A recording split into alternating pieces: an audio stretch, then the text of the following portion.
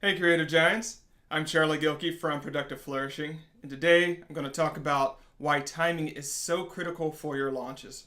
Now, I'm not going to say that if you get timing right, you will have a successful or epic launch, but I'm saying if you get it wrong, it's very hard to have a successful or epic launch. So, I'm going to start with a quote because this is one of my favorites, right? So, it's from Al Ries, and he says, strategy and timing are the Himalayas of marketing. Everything else is just the Catskills. What does this mean? If you get strategy and timing right, it makes your success a lot easier, but it's hard to get. It's hard to understand. So let's break some of this apart a little bit. Okay. Let's think about the stages of a launch. There are 6 discrete stages of a launch. Let me find my pointer. There it is. There's 6 discrete stages of a launch, and we don't think through this. There's the probing stage. Well, the first 2 stages are really the creative inspiration stage. Probing is when you're just trying to figure out what to do. There's all sorts of ways you might be able to go, to make something, and you're just probing through to figure out what to do. Incubation is when you latch on to one idea and you start really developing, or you start conceptually developing it. Maybe you start doing the research, maybe you start asking the questions. Active development is when you're definitely working on the products. Things are going from your head to the page. They're going from your head to the world. That's active development. Staging is when you start taking what you're making and you're getting it ready to push to the market. And we'll talk about this in a little bit. Launch is where you take it and you push it to the market. And then post-launch is everything you do after the launch. Now, I've said this so many times to people through Epic Launch Playbook and through my clients. Most of the value of a launch happens in staging and post-launch. If you don't take enough time for staging and you don't do post-launch, basically you don't get a lot of the returns from launching. I can't stress that enough. You can see me, I'm getting sad about it. No, but seriously. Because what we do is we get an idea. Crap, we need to launch a product, or we need to launch an offer. Or, hey, this is a really cool idea. And we just go immediately into active development. Don't do any of the research. Don't do any sort of, just jump into it. Then we finish the product, and then we go launch. Hey, we're ready to go. And push it out the door. That doesn't work so well, guys. It really doesn't. Unless you've got a huge list and you can just pull that off, does not work well. So, most of the value from the launch happens during staging and happens during post-launch. Staging is, we'll talk about this. If you ever see like the really big launches, let's take Marie Forleo's Rich, Hot, and Happy. It's a phenomenal program. But she spends a lot of time in the staging working with her affiliate partners, working with her past customers, getting the product ready to go. So she spends a considerable amount of time. I'm not going to say how much she spends, but let's just say Rich, Hot, and Happy spends, like the staging in that spends a good portion of her year. Not a month, not 3 weeks, but, good 6 to 9 months. I've worked with other people for major launches, and we're thinking a year, 15 months out. Here's why. There are launch calendars. Let's think about this. This is just a breakdown of the year.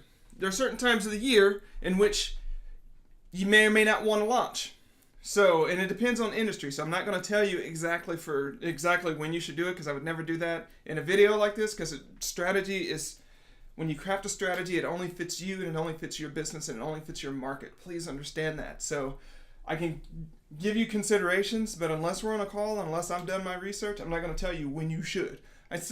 I can say here's when to be careful though, right? So we know for many markets, from June through July is out because the American economy or the American workforce is in vacation mindset. This is not the time to do a heavy professional development program. This is not the time to launch anything really major like that because people are out. But we also know that during April and May, people are wanting to buy stuff. That's a very heavy sales season. So that's a good time to be selling something during this period right here.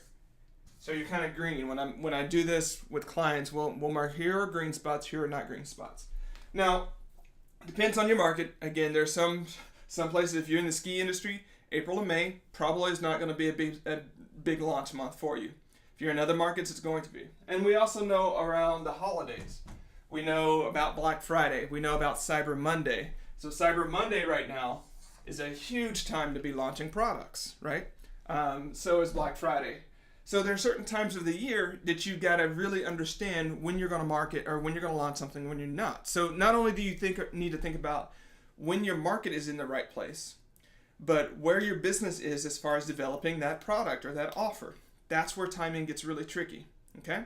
Because if you want to launch, say, May 15th, and it's a big product that requires you to launch it, you might need to be developing it way up in February. Now, why February?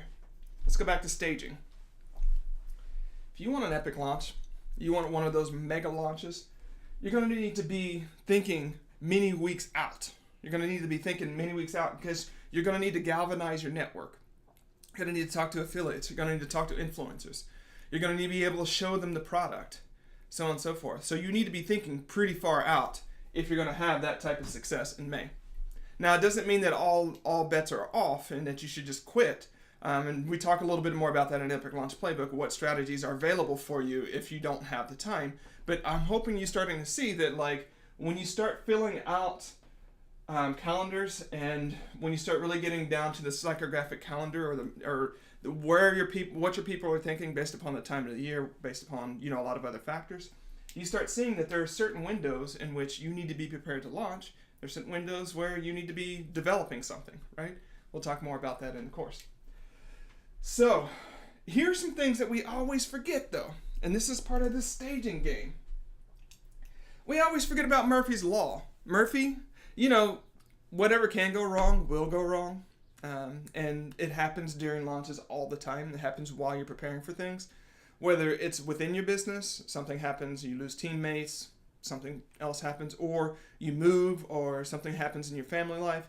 All those things come up, makes it longer. We also have overreach. We make products that are too big, that require too much development, that are more than what they need to be. Largely that comes from lack of confidence, just to be honest. Then there's the whole we forget the affiliate network thing that I've talked about. If you want to get on some big lists for your launch and you want to do the guest posting thing and you want to have webinars, you really need to be reaching out many, many months ahead because the promotional calendar is already full. For instance, if you wrote me and said, hey, can we do a webinar right now? No, not right now. Maybe 6-8 weeks from now, we can get it on the schedule. So be really, really serious about that. Design assets.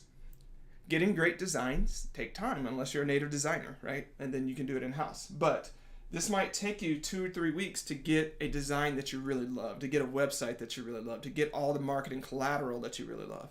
It might be 2 or 3 weeks right there, so you have to overlay that with the launch. Then there's the pre-buzz, like I mentioned, guest post and the content that you might have going out, the ways that you're whispering to the market about what you're going to be doing. And then finally, the launch landscape that you're in. We're coming in off of some pretty big launches, and so people might have what we've talked about before is launch fatigue. They're just tired of hearing about another launch, another program. That's what it can feel like sometimes for some people. Now, if you come up with a really great launch that's fun, that's educational, that's really getting people what they need to know, people don't have launch fatigue. It's only when they're getting pushed at. Okay?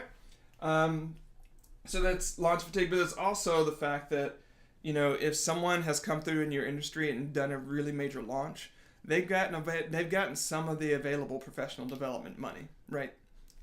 People don't like to, we like to think that there's enough out there for everyone. There is enough out there for everyone, but there might not be enough out there for everyone right now because someone just got a big piece of that pie. So you have to be thinking about this and constantly sort of working through this and engaging your market. We forget about that when it comes to the timing of our launch, right? These things take time, and overlaying that within peak periods is really why strategy and timing is the Himalayas of marketing. And we know that the difference between a successful and epic launch and ones that aren't, unfortunately, boil down to marketing. Marketing, networking, and making a product that people really want. So, where do we go from here? As you're thinking about your product, as you're thinking about your offer, and as you're thinking about as you're going to engage and serve your audience, really want you to start thinking about what you can do to make sure that you're developing stuff at the right time and marketing stuff at the right time and giving time for these things that we always forget about so that your launch can be better, so that what you take to the market will be better and you get better results. Maybe in another period, another time, we'll talk about what goes in staging, but I want to talk about post-launch. Mentioned a lot of value here. what we often forget about is after we do the launch, coming and cleaning that up and making sure that we, put in passive marketing efforts, make sure that we gather testimonials. There's a lot that you can do in post-launch that takes the launch you just had and propels you forward into the next launch or the next product offer or the next layer of success. So don't forget to clean up because there's so much value left on the table exactly right there. Alrighty, I'm Charlie Gilkey from Productive Flourishing. This is why timing matters so much for launches. I hope this is useful. Hey, if you'd like to join the Epic Launch Playbook, or you'd like to look at or you'd like to take a peek at the course materials, go through the page. We'll put it on here. Until next time, stand tall.